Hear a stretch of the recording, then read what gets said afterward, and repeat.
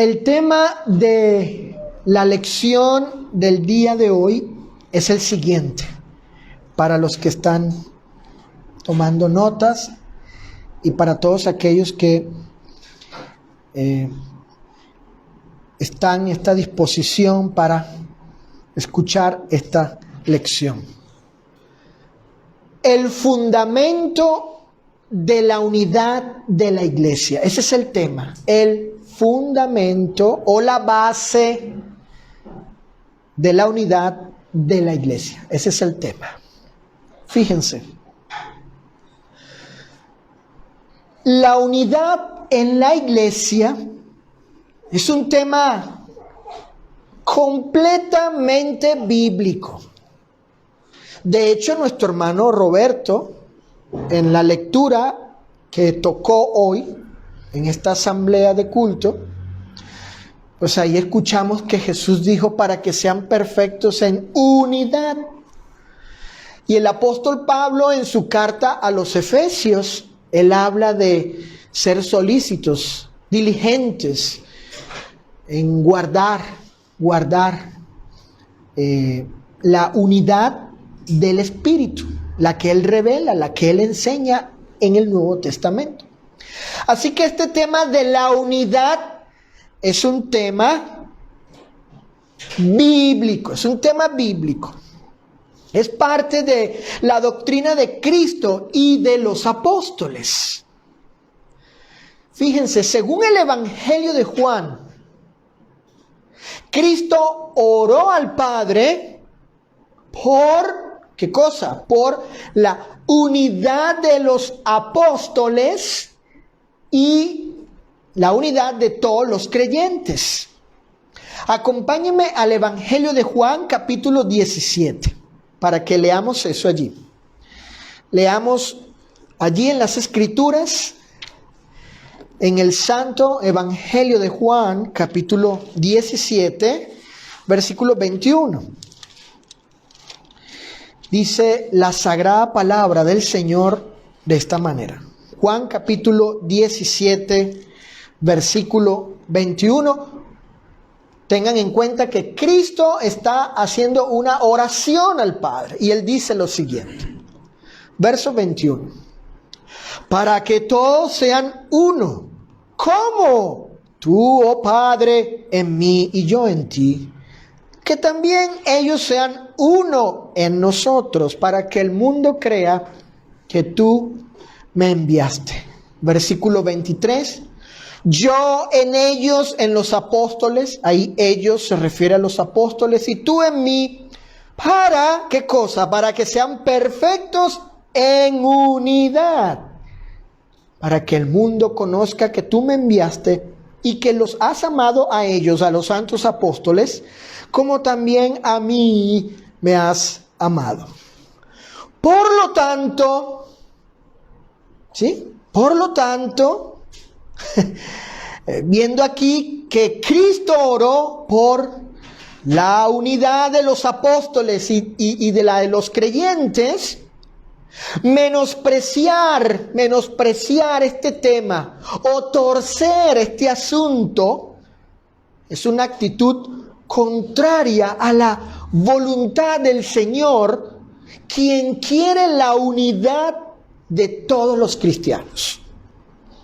De hecho, la división ilegítima, y escúchese bien lo que estoy diciendo para que lo tengan allí en cuenta, porque lo voy a volver a decir en las próximas lecciones. Esta es una serie acerca de la unidad. La división ilegítima es una obra de la carne. Es una actitud pecaminosa que violenta la voluntad de Dios. El apóstol Pablo en su carta a los Gálatas, en el capítulo 5, vayamos a Gálatas, capítulo 5, dice allí que las disensiones, así traduce la Reina Valera, la palabra griega, la Reina Valera 60, la 60, esta que tengo aquí, Dice el verso 20, idolatría, hechicerías, enemistades, pleitos, celos, iras, contiendas, disensiones. Son obras de la carne. Y quienes practiquen tales cosas, dice allí, el versículo 21, no heredará el reino de Dios. La versión moderna, una versión del Nuevo Testamento, traduce la palabra griega no por disensión, sino por división. División, y así algunas otras versiones. De modo tal, el punto es pues, que la división ilegítima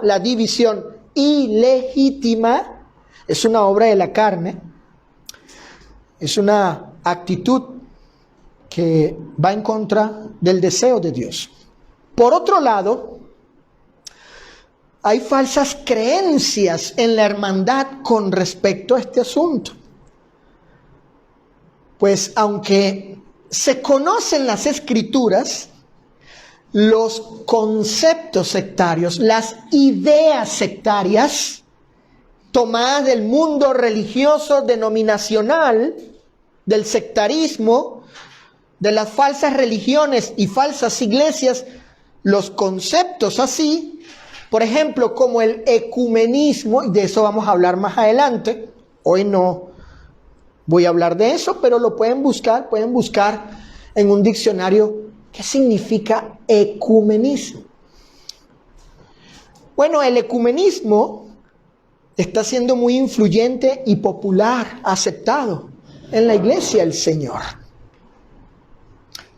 Por tanto, es necesario que atendamos este asunto con diligencia y lo estudiemos seriamente. Es probable que Andrea, donde estudia, conozca o ya conoce, o Sofía, alguna compañerita, algún compañerito de clase que sea religioso y tenga esta idea ecuménica sobre el cristianismo.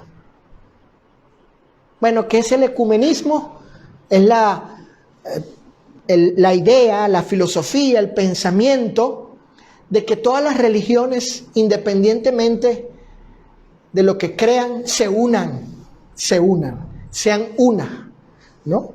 Y lleguen a ser una en el cristianismo. Pero eso no es posible y lo vamos a ir viendo más adelante. En primer lugar, en esta lección, después de esta introducción, en primer lugar, primer punto de mi bosquejo, fíjense.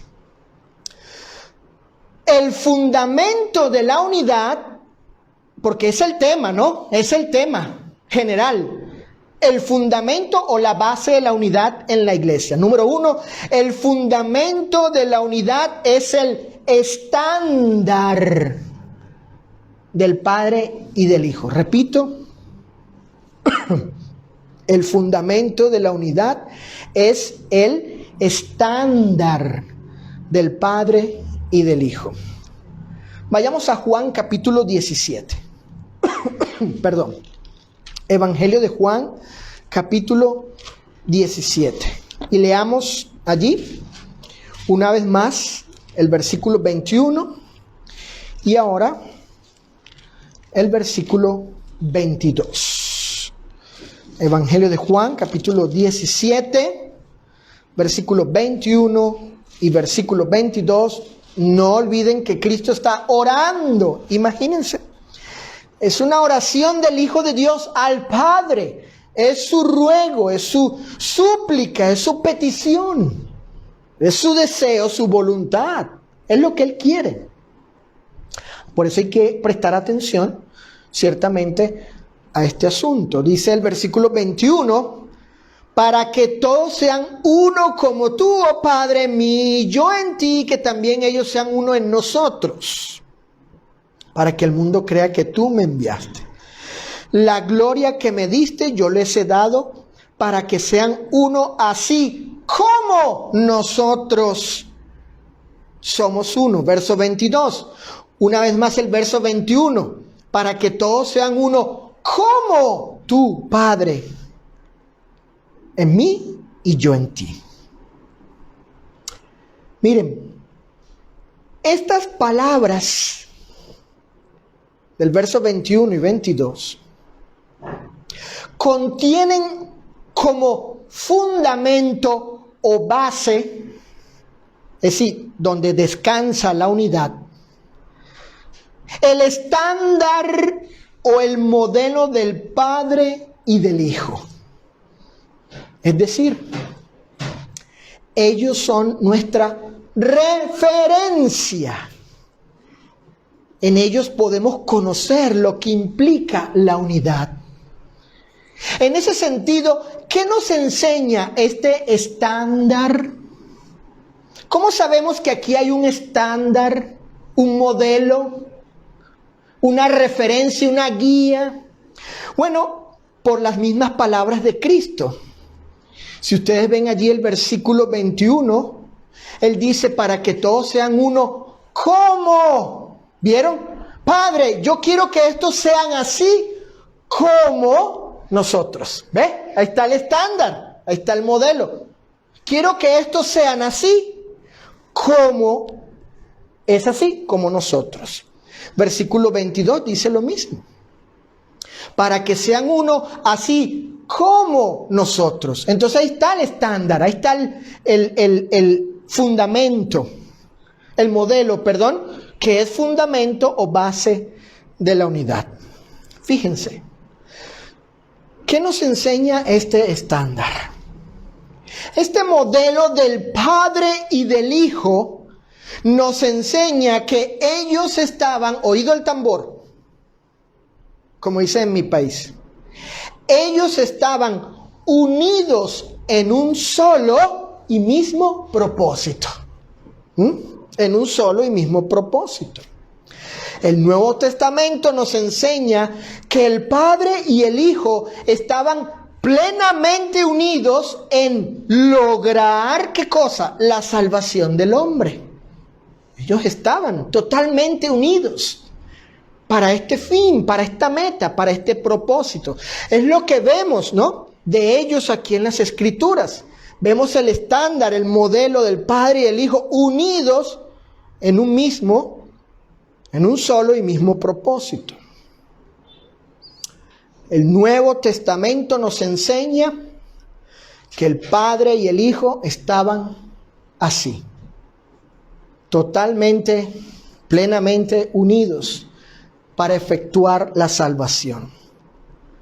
Ellos estaban unidos en la misma obra para lograr el mismo proyecto de redención.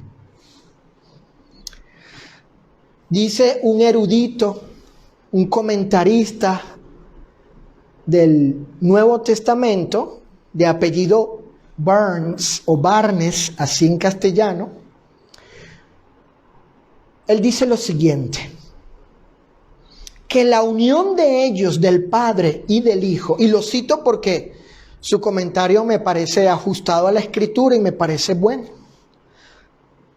Cito: que la unión de ellos no se refiere sino a la unión del plan, el consejo, el propósito de buscar, ¿qué cosa? Los mismos objetos y manifestar el apego a las mismas cosas y el deseo de promover los mismos fines. Así estaban unidos el Padre y el Hijo, claro. ¿Ves? Entonces, ven, tenemos ahí ese modelo, ¿sí? Ese estándar de ellos unidos, y ahí tenemos esa referencia. Así debemos estar unidos nosotros también. Es decir, en un mismo, ¿qué? Propósito. Recuerde que Cristo dijo, para que sean uno, así como nosotros somos uno. Al decir Cristo, como nosotros somos uno, establece el estándar que sirve de referencia. La expresión de Cristo, así como usado por el Señor, denota aquella forma, manera o modo en que ellos, el Padre y el Hijo, están unidos y que sirve de modelo para la base de nuestra unidad en la iglesia. Así que ¿Qué ejemplo nos dan el Padre y el Hijo que sirve de referencia, base o apoyo para entender el modelo de unidad en ellos? Bueno, y según el propósito de efectuar o realizar el plan de salvación que la Trinidad se había propuesto en sí misma, uno de ellos, el Verbo eterno, el Hijo divino, fue el que eligió hacerse humano, estar sujeto a la voluntad del Padre y lograr cumplir el propósito del perdón de pecados por medio de su muerte en la cruz. Con este ejemplo, ¿sí?, el Hijo y el Padre nos enseñan el modelo de su unidad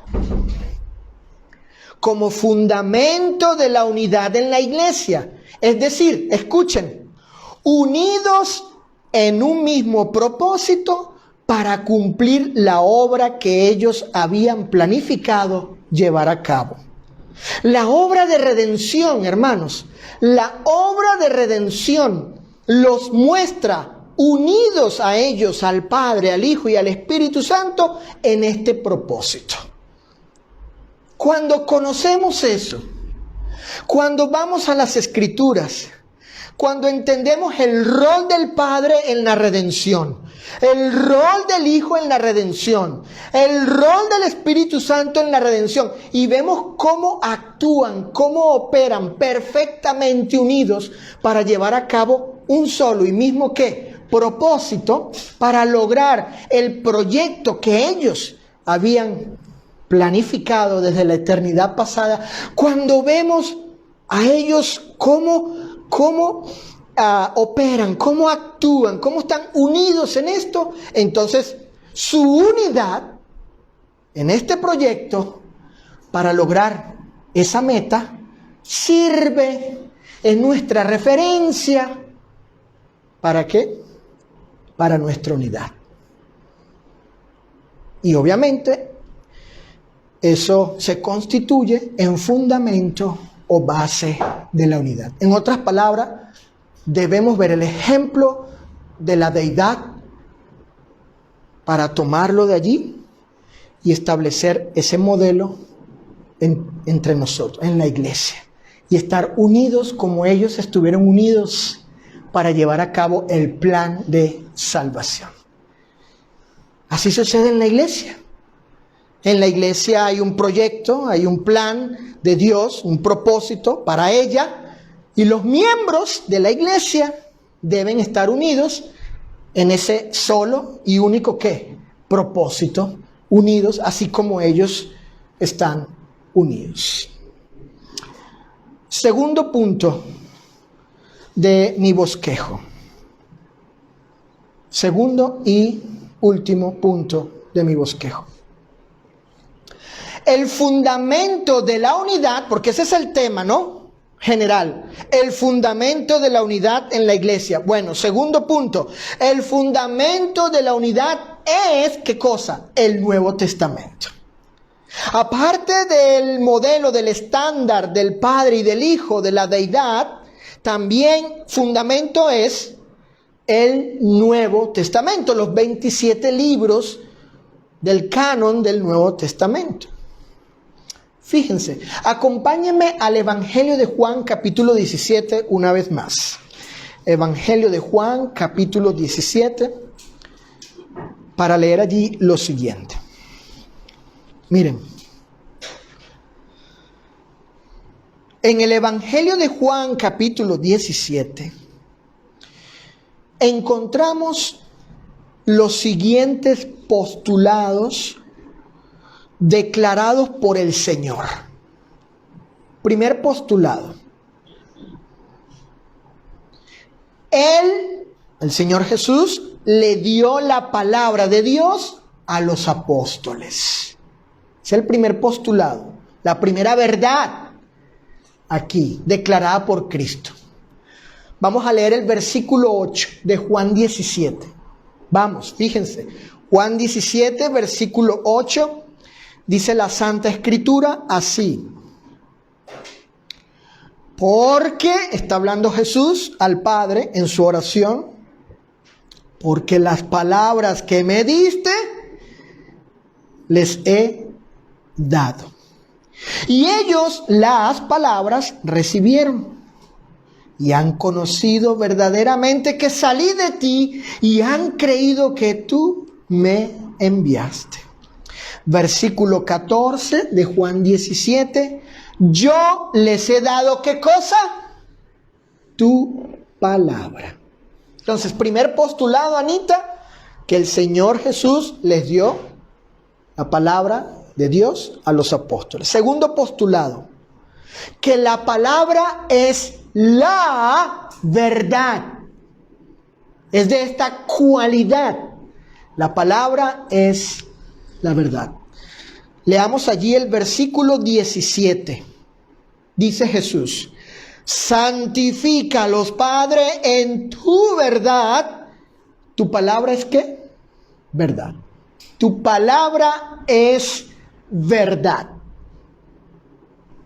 El tercer postulado es el siguiente: que la gente del mundo creerá en Cristo por la palabra de los santos apóstoles. Miren qué interesante. Fíjense lo que dice Jesús, que la gente del mundo, Cecilia, va a creer, tía, por la palabra, Nando, de los santos apóstoles. Lean el versículo 20.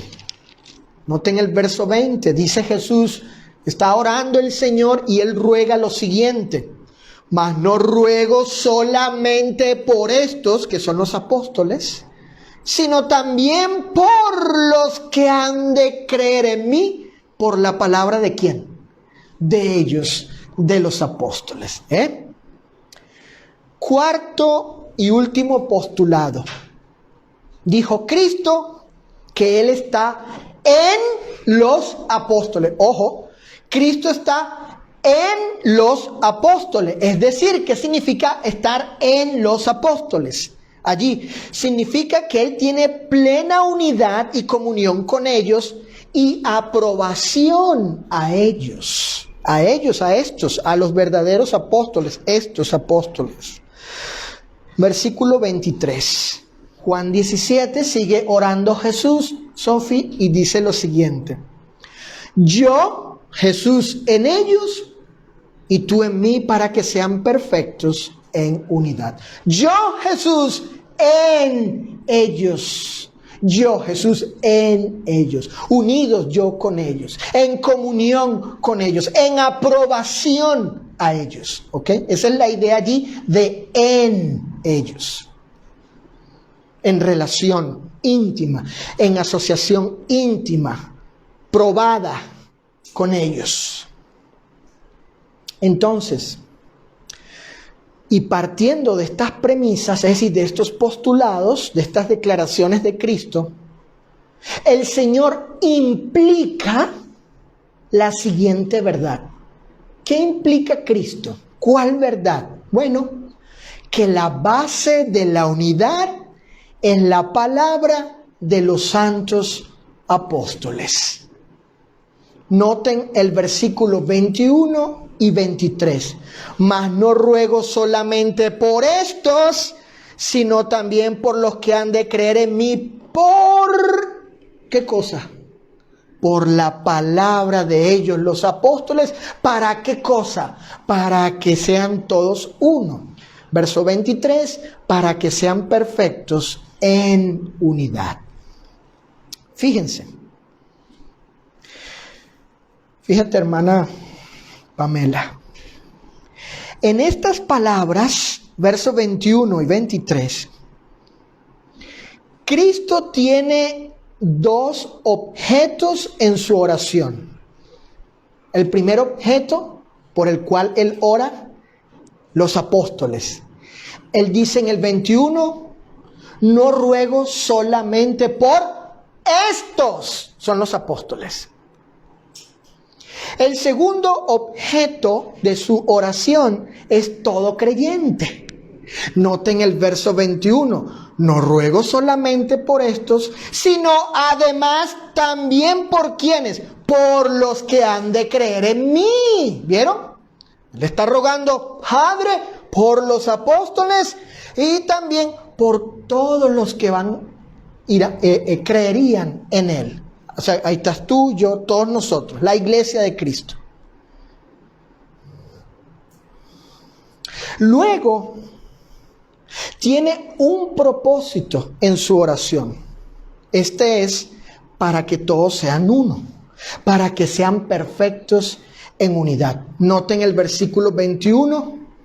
No ruego solamente por esto los apóstoles, sino también por los que han de creer en mí todos los creyentes, por la palabra de ¿quiénes? De ellos, de los apóstoles. ¿Para qué? Verso 21. Para que todos sean uno. Y el estándar, como tú, Padre. ¿Sí? Como tú, Padre, en mí y yo en ti. Cristo aquí ora para cierto propósito, para la unidad de todos los creyentes. Para que todos sean uno, para que sean perfectos en unidad. Luego, introduce otro elemento en su oración que implica la base de la unidad. Esto es la palabra de ellos. ¿Quiénes son los objetos de la oración? Los apóstoles, todo creyente, son los objetos. El propósito de su oración, para que sean uno, para que sean perfectos en unidad. Y luego nos preguntamos, bueno, ¿y cómo va a ser eso posible? ¿Verdad? Ya tenemos por quiénes oró. Ya sabemos para qué oró. Pero el cómo, ¿no? ¿Por medio de qué va a ser eso posible? Por la palabra de quiénes, de los apóstoles. Se va a cumplir el propósito y su oración también. Su súplica, su ruego se cumplirá. Por tanto, la palabra que predicarían los apóstoles, oral o escrita, que es la palabra de Dios que ellos recibieron, la cual es verdad, es la base objetiva de la unidad. Apunten eso. Es el fundamento objetivo de la unidad, la palabra de los apóstoles. Hermanos, no hay otro fundamento, ni otra plataforma para la unidad en la iglesia, sino el Nuevo Testamento escrito por los santos apóstoles y profetas, como bien describe el apóstol Pablo en su carta a los Efesios en el capítulo 3, que a los santos apóstoles y profetas se les reveló, ¿qué cosa? El Nuevo Testamento. Esa es la idea allí. Repito, la palabra de los apóstoles es la base objetiva de la unidad. No hay otro fundamento. No hay otra plataforma para la unidad en el cuerpo de Cristo, sino los 27 libros del canon del Nuevo Testamento, escrito por los apóstoles y profetas. Miren, vamos a ver ahora algunas evidencias en el Nuevo Testamento de cómo la palabra de los apóstoles es la base de la unidad en la iglesia. Fíjense. Primera evidencia. La iglesia en Éfeso debía edificarse espiritualmente sobre el fundamento de los apóstoles. Vayamos a la carta del apóstol Pablo a los Efesios capítulo 2. Efesios, carta a los Efesios, capítulo 2, versículo 20. La iglesia local allí, como toda iglesia local, todo cristiano, miembro del cuerpo, debe edificarse espiritualmente sobre el fundamento de los apóstoles. Efesios 2:20 dice, edificados sobre, subrayen, el fundamento de los apóstoles y profetas, siendo la principal piedra del ángulo Jesucristo mismo. Edificados sobre el fundamento de ellos. Escuchen, fíjate, Sofi, si el fundamento es uno, ¿sí? Luego todos podemos llegar a ser uno y tener unidad si nos edificamos sobre el único y mismo fundamento. Claro. Si la base es una, es decir, la palabra de los apóstoles, todos podemos llegar a ser uno, podemos llegar a tener unidad si nos edificamos sobre ese único y mismo fundamento. Segunda evidencia.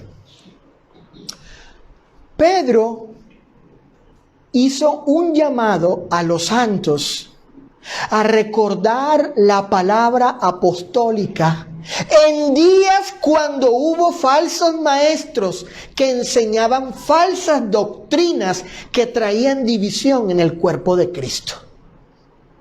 Cuando llegaron esos días, durante la vida de los apóstoles, que habían algunos falsos maestros que introdujeron falsas doctrinas, herejías en la iglesia, y hubo división en el cuerpo. Cuestión que Pablo menciona en su carta a los Romanos, en el capítulo 16, verso 17. Él dice, estén atentos de aquellos que causan divisiones y tropiezos en contra de la doctrina. Estén atentos, ¿quiénes son? En esos días de Pablo ya había eso. Entonces el apóstol Pedro hace un llamado, él les pide a los santos, él apela a que se recuerde la palabra apostólica. Esta apelación a los apóstoles implicaba traer unidad entre los cristianos basada en la palabra de ellos. ¿Sí me explico? Estaba el error allí, ¿no? Causando divisiones. Se había metido la falsa doctrina y el apóstol dice, recuerden a los apóstoles, vayan a la fuente, vayan allá a la base, para evitar ¿qué cosa? Las divisiones en el cuerpo. Estén unidos, pero allá, en la palabra apostólica, vayan al fundamento de la unidad. Segunda de Pedro, capítulo 3, fíjense. Segunda epístola de Pedro, capítulo 3. Noten lo que dice el apóstol. Porque esta carta habla de esto, de los falsos profetas, falsos maestros, que estaban arrastrando tras sí discípulos, causando cismas, separaciones, divisiones ilegítimas, carnales, causadas por las falsas doctrinas, y algunos se habían dejado convencer. Y noten lo que dice el apóstol Pedro, dice, amados, esta es la segunda carta que os escribo, y en ambas despierto con exhortación vuestro limpio entendimiento. ¿Para qué? ¿Para qué? ¿Para qué está apelando el apóstol Pablo al limpio entendimiento?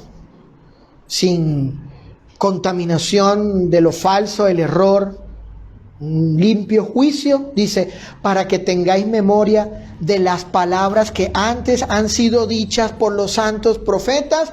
Y noten, y del mandamiento del Señor y Salvador dado por vuestros, ¿quiénes? Apóstoles. Así que el apóstol Pedro, siendo uno de ellos, dice, amados hermanos, recuerden, traigan a su mente Obvio, para ello tuvieron que haber sido enseñados, obviamente, en la doctrina de los apóstoles. Al parecer la estaban olvidando, ¿no? Olvidando, dejando. Y él le dice, hermanos, recuerden, hagan memoria. Traigan a su mente, libre de toda contaminación de la falsedad, que su entendimiento esté puro, limpio. Traigan a su mente la palabra que el Señor le dio a los apóstoles. Recuerden a los apóstoles. Tenemos esta otra evidencia de que en esos días se apeló a la palabra apostólica. Tercera y última evidencia. Escuchen. Pablo, como apóstol, enseñaba lo mismo en todas partes y en todas las iglesias. Escuchen, enseñaba lo mismo en todas partes, en todas las iglesias. Primera carta a los Corintios, capítulo 4, verso 17. Lean allí lo que dice el apóstol. La razón por la que él envió a Timoteo a Corinto. ¿A quién lo dice? ¿Por qué envió a este fiel predicador? Dice el versículo 17 de Primera a los Corintios capítulo 4, dice así: por esto mismo os he enviado a Timoteo, que es mi hijo amado y fiel en el Señor, el cual, Timoteo, os recordará mi proceder en Cristo, de la manera que enseño en todas partes y en todas las iglesias. Tengo aquí una versión distinta a la Reina Valera 60 de este texto. Dice así, escuchen. Por eso les envié a Timoteo, ustedes, a la iglesia en Corinto, a quien amo como a un hijo. Miren cómo lo tenía el apóstol, ¿no? En qué lugar. Y quien es fiel al Señor Jesús. Por eso confío en él. Timoteo les recordará mis enseñanzas, las apostólicas, que son las mismas enseñanzas de Cristo. Claro, porque él recibió del mismo Cristo. La carta a los Gálatas dice que el evangelio que Pablo predicaba lo había recibido del mismo Jesús.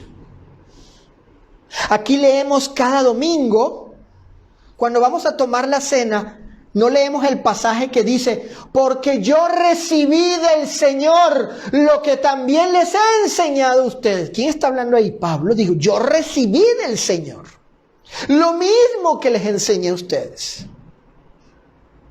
Timoteo les recordará mis enseñanzas, que son las mismas enseñanzas de Cristo. Eso es lo que yo enseño en todas las iglesias, dice esta versión.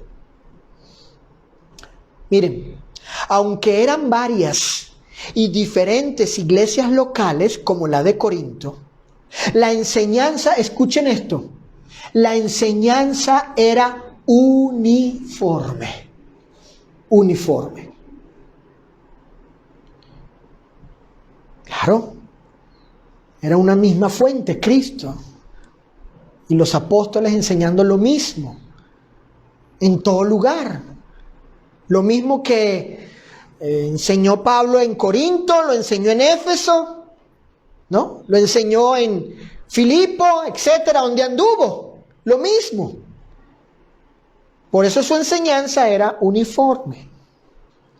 Y esto hace posible que todas las congregaciones crean y practiquen lo mismo, Roberto.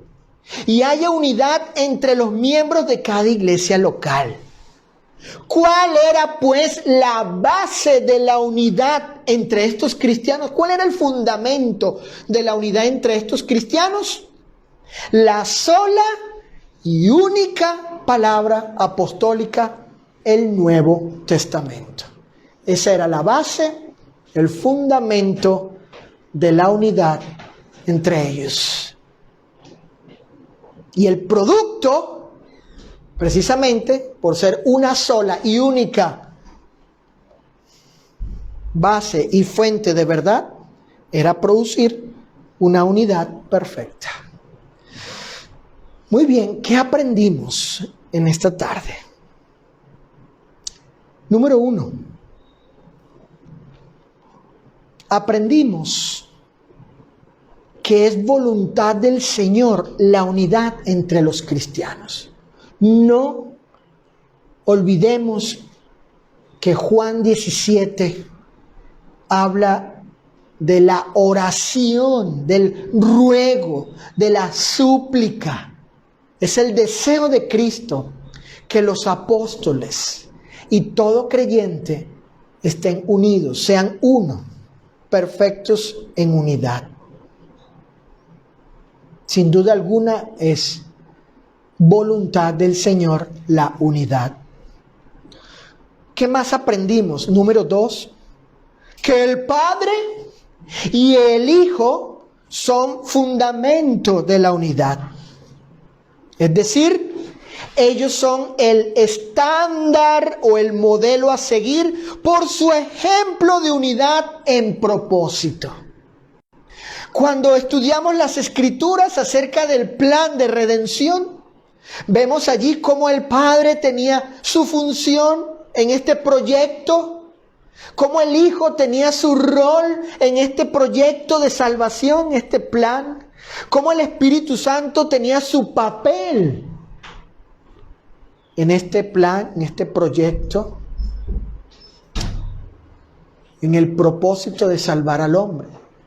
Y vemos cómo ellos operaron, actuaron unidos para llevar a cabo el mismo propósito, la misma obra, el mismo fin, la misma meta. Entonces, cuando vemos eso en las Escrituras, de la unidad de ellos, sirve de referencia para nosotros. Por ejemplo,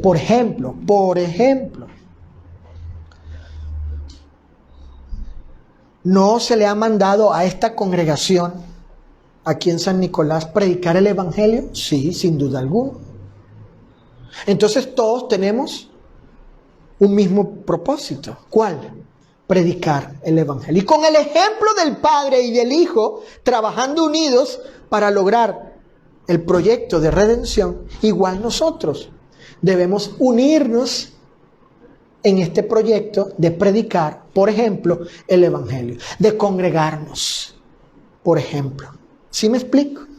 Tenemos el ejemplo de ellos. Ellos son el estándar, el modelo, para que sea fundamento y base de la unidad. Y número 3, aprendimos que el Nuevo Testamento es el fundamento hoy, es el fundamento, es la base hoy para la unidad en la iglesia. No hay otra base, hermanos, sino que la palabra de los santos apóstoles. Cristo en Juan 17 tuvo 2 objetos de su oración: a los apóstoles y a todo creyente. Cristo en su oración tenía un propósito para que todos fuesen uno, perfectos en unidad. Cristo implicó la base, el fundamento para ese propósito, y así se cumpliera su oración: la palabra de los apóstoles. La palabra de los santos apóstoles, el Nuevo Testamento. Cristo implicó, colocó ese elemento como base y fundamento de la unidad, para que se lograra esa unidad por la cual Él oró al Padre.